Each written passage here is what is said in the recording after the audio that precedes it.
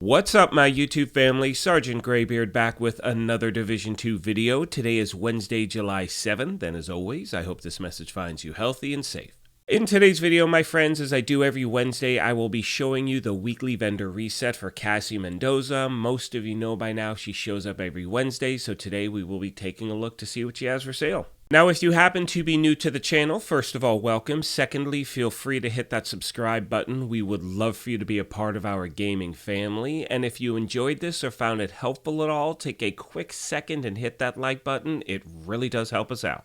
So really quick, for those of you that may have missed my video yesterday, the first thing you need to do in order to be able to gain access to Cassie is you have to find the Snitch. Now, we all know the Snitch can pop up in different locations on the map. However, this happens to be my favorite one.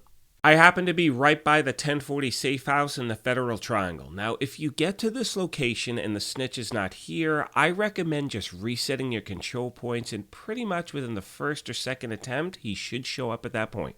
And as we make our way over to Cassie for this week, do me a favor, let me know what changes you'd like to see in regards to the quality of stuff she has for sale. I personally think she should be selling at least one exotic weapon that can rotate on a weekly basis. I would love to hear your thoughts as well, my friends. With all that being said, let's now see what Cassie has for sale this week, starting with Emil's Guard. This is a great SMG. I really like it. It happens to be a pretty decent roll as well, and in my opinion, anytime you see those stats, if they're all past that 80% mark or at least close to it, I definitely recommend picking it up. You can obviously re-roll one of those attributes, change it to something else that you want. I mean, I really love this roll the way it is. I'd probably max out the weapon damage and go from there. Next, we have Fox's Prayer knee pads. These things are an absolute must-have for every single solitary agent out there. If you do not have them, pick them up. On these knee pads for this roll, you're going to want to get rid of repair skills, put in crit hit chance or crit hit damage. Now moving on to the shield splinterer, and as I've said in previous videos, this is only going to show up if you've killed all of the Year 1 hunters. And actually, for those of you that have killed the Year 2 hunters, or I should say the hunters in New York, you'll also see the Hunter Killer vest. Now, my goal was to actually be able to get that for this week. However, last weekend, I was going to do some farming last weekend. I spent the weekend drinking. I regret nothing, so hopefully I'll be able to show it to you next week. Now moving on to some gear set items, we had an ongoing directive backpack there, pretty decent roll. We have a rigger body armor right there. Now we have some foundry gloves. Again, most of these rolls are pretty much at that 70-75% mark, and as always, if you're looking for a piece that you don't have, regardless of the roll, I recommend picking it up. Continuing on with some Hunter's Fury knee pads, you'll re-roll that second stat to something red, whatever you like. We have an ongoing directive holster next a foundry mask, and again, these are pretty mediocre rolls, or a little bit on the better side, but again, if you don't have something, definitely grab it when you can. And as we get back into the weapons, one thing I want to make sure I mention, and again, this is for new and returning players, you're continuing to build that recalibration library, always look at the attributes and talents because you want to make sure that your recal library is fully stocked. As I've mentioned previously, I'm starting a new character on PlayStation, or I did a little while ago, and my library is empty. So anytime I'm going through these vendors and I see talents or stats or anything I'm looking for, I always pick them up in order to stack the library. Anyway, getting back to the items here, we had an AR, a shotgun, a backpack, a holster, mod, skill attachment, and, nothing really to speak of in that area. And one thing I would love to see, and this goes back to something, I said at the beginning of the video, I'd love to see at least, one piece in every category have a really strong item. And what I mean is, at least one gear set item that has like a really strong roll on it. And same with a certain weapon, whatever weapon that may be, a skill attachment, a mod, things like that. And again, I would love to see them introduce exotic weapons into the pool with Cassie. I'd love to know your thoughts as well.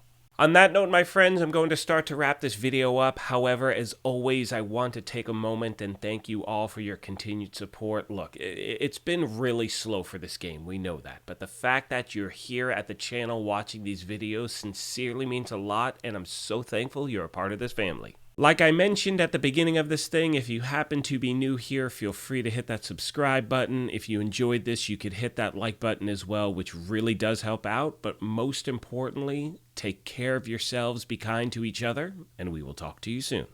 Thanks again, everyone. To release the prisoners to keep the truth True Sun's busy. You'll be looking for some kind of security terminal.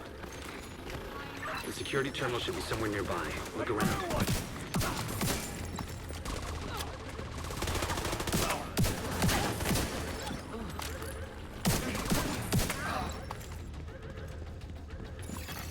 Active terminal detected. Sounds promising. Find it and patch Isaac in. Okay, I'm in. Now to open the cells. And the cells are open.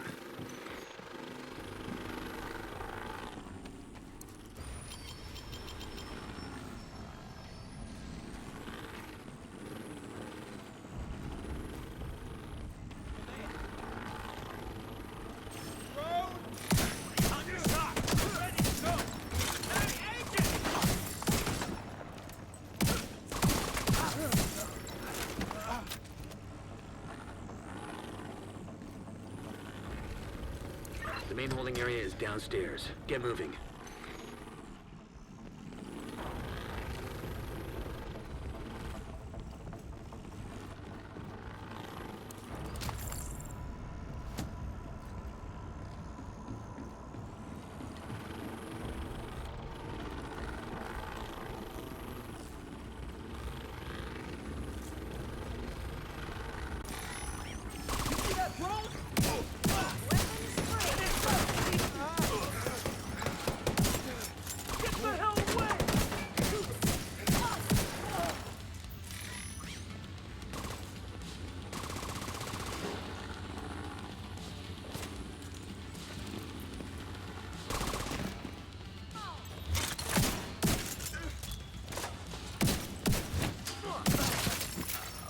Agent requesting backup.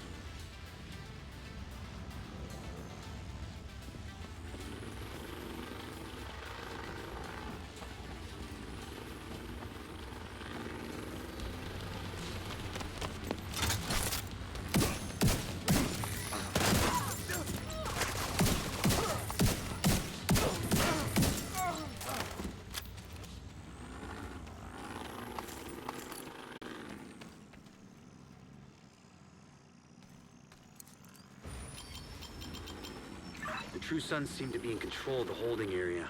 The hyenas are knocking out security cameras.